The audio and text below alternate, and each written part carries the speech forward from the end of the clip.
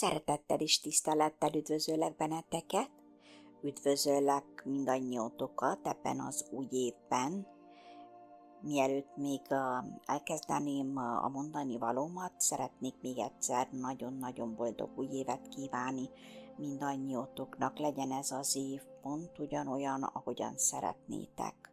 Egy érdekes témát, folytatást hoztam nektek a Tea sorozatból, amikor ugyanis most, hogy túl vagyunk már a karácsonyi ünnepeken, elmúlt az új év is, a szilveszteri fáradozások, talán nem teljesen sikerült még, hogy kipihenjük ezeket az ünnepeket, viszont a téli hónapok azok sok kihívást hoznak magukkal. Így a hideg időjárás, a rövidebb nappalok és a természet csendje mind arra hív minket, hogy fordítsunk több figyelmet magunkra, testünkre és lelkünkre is. Ebben a különleges időszakban két egyszerű, mégis rendkívül hatékony, öngondoskodó rituálé is segíthet a feltöltődésben. A meleg lábáztatás és a gyógyteák fogyasztása. Ezek a gyakorlatok külön-külön is áldásos hatással vannak a közérzetünkre, de együtt alkalmazva még erőteljesebb harmóniát teremtenek test és lélek között. Nézzük meg, hogyan köthetjük össze a lábáztatás megújító erejét a gyógyteák nyújtotta belső tisztulással. Ugye, mikor azt mondjuk, hogy lábáztatás, akkor egészen biztos, hogy sokunk számára egy régi hagyományos módszerként elevenedik fel az emlékezetünkben, amely egyszerre tisztítja, regenerálja és lazítja el a testet, hiszen nagymamáink, dédmamáink nagyon sűrűn használták ezt a módszert, nem csak stresszoldóként, hanem különféle betegségeknek a megelőzésére, sőt gyógyítására is. A szódabikarbónával gazdagított melegvizes áztatás különösen télen nyújt csodálatos megoldást a megfáradt test számára. A szódabikarbóna lúgos krém hatásával eltávolítja a bőr felszínéről a szennyeződéseket, az elhalt hámsejteket és méreganyagokat. Ezáltal a lábáztatás nem csak a bőrt, hanem a test belső működését is támogatja. A szódabikarbónás víz gyulladáscsökkentő hatása pedig segíthet a kisebb bőrproblémák, például a körömágy gyulladásának enyhítésében. A meleg víz viszont javítja a vérkeringést, ami különösen fontos a téli időszakban, amikor a hideg miatt végtagjaink hajlamosak kihűlni. A szódabikarbóna nyugtató hatása pedig oldja a stresszt és a feszültséget. A szódabikarbóna gombaellenes tulajdonságai segíthetnek a lábgombásodás és más fertőzések kezelésében is. Amíg a lábadat áztatod, a meleg vízben a tested belülről is táplálhatod egy csésze forró gyógyteával. Ez a kettős gondoskodás, külső és belső tisztulás erősíti egymás hatását és mély relaxációt hoz létre. De talán felmerül a kérdés, hogy milyen gyógyteát érdemes fogyasztani lábáztatás közben. Hát én elsőként mindenféleképpen az örök hármast, számomra az örök hármast, a kamilla, a hársfa vagy bodzatea.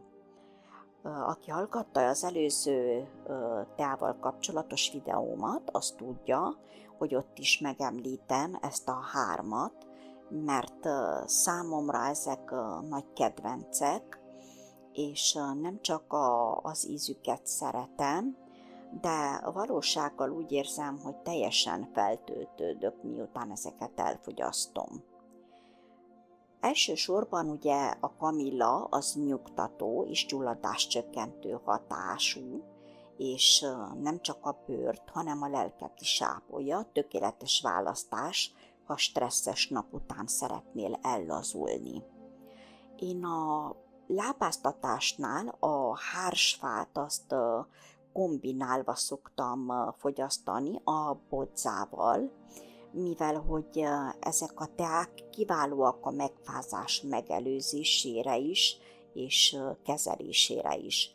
A lábáztatással kombinálva segíthetnek a test hőháztartásának helyreállításában is.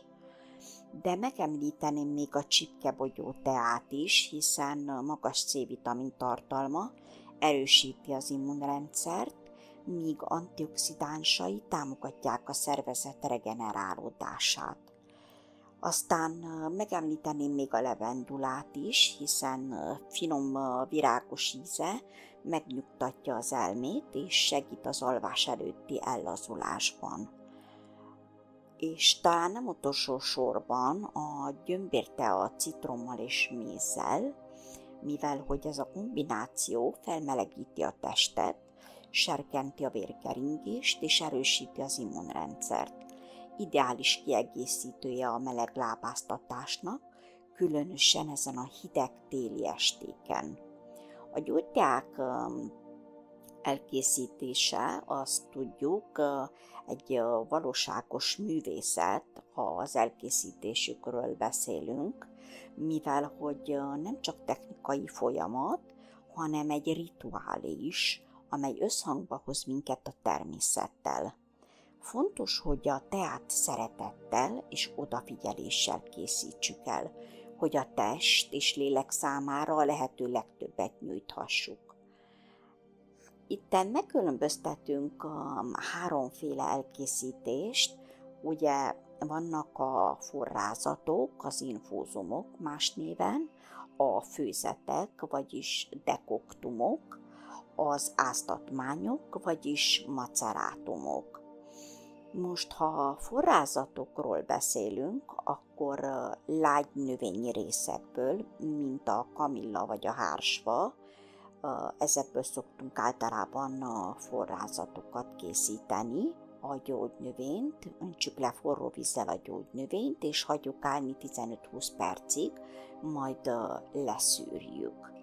Mikor főzetekről beszélünk, ugye itt keményebb részekből, mint a gyökerek, a kérgek, készítjük a főzetet, ilyenkor hideg vízben forraljuk fel, majd főzzük 10-15 percig. Az áztatmányoknál pedig egyes gyógynövények, például a csipkebogyó, hideg áztatással nyerik ki a legtöbb hatóanyagot. A lábáztatás és a gyógytea fogyasztása egyaránt a tisztulás, a regeneráció és a harmónia megteremtésének eszközei. Amikor a lábadat áztatod, elengedheted a napi stresszt és feszültséget, míg a gyógytea segít belülről egyensúlyt teremteni. Ez a két rituálé emlékeztet arra, hogy az egyszerű dolgok gyakran a leghatékonyabbak a testi-lelki egészségünk megőrzésében. És talán záró gondolatként annyit szeretnék nektek még mondani, hogy a tél nem csak a pihenés, hanem a belső feltöltődés időszaka is.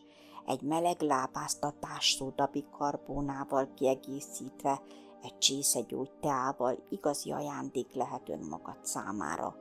Próbáld ki ezt az egyszerű, mégis varázslatos kombinációt, és figyeld meg, hogyan változik az energiád, a közérzeted és az életed, amikor időt szánsz magadra. Köszönöm, hogy ma is velem voltál, és meghallgattad ezt a rövid videót.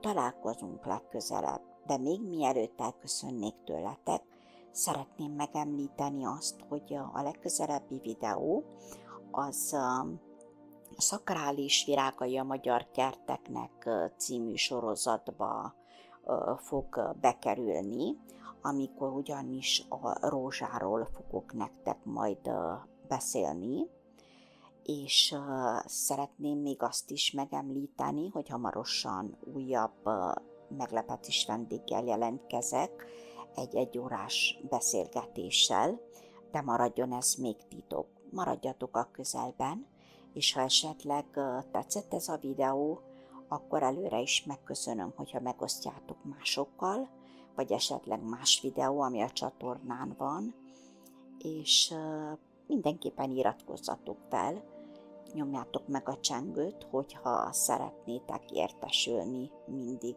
pontos időben arról, amikor újabb videó kerül fel a csatornára. Minden jót kívánok nektek! Hamarosan találkozunk!